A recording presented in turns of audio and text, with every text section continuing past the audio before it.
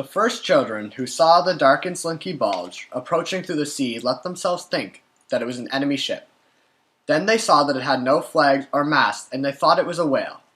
But when it washed up on the beach, they removed the clumps of seaweed, the jellyfish tentacles, and the remains of fish and flotsam, and only then did they see that it was a drowned man.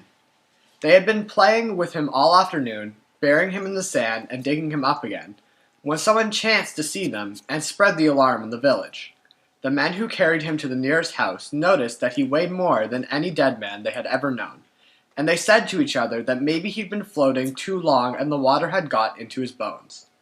When they laid him on the floor, they said he'd been taller than all other men because there was barely enough room for him in the house, but they thought that maybe the ability to keep on growing after death was part of his nature.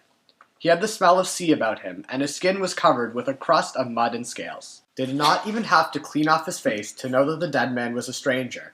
The village was made up of only 20-odd wooden houses that had stone courtyards with no flowers, and which were spread out on the end of a desert-like cape. There was so little land that mothers went about with the fear that the wind would carry off their children, and the few dead that the years had caused, among them, had to be thrown off the cliffs. But the sea was calm and bountiful, and all the men fitted into 7 boats. So when they found the drowned man, they simply had to look at one another to see that they were all there. That night they did not go out to work at sea. While the men went to find out if anyone was missing in neighboring villages, the women stayed behind to care for the drowned man. They took the mud off with grass swabs, they removed the underwater stones entangled in his hair, and they scraped the crust off with tools used for scaling fish.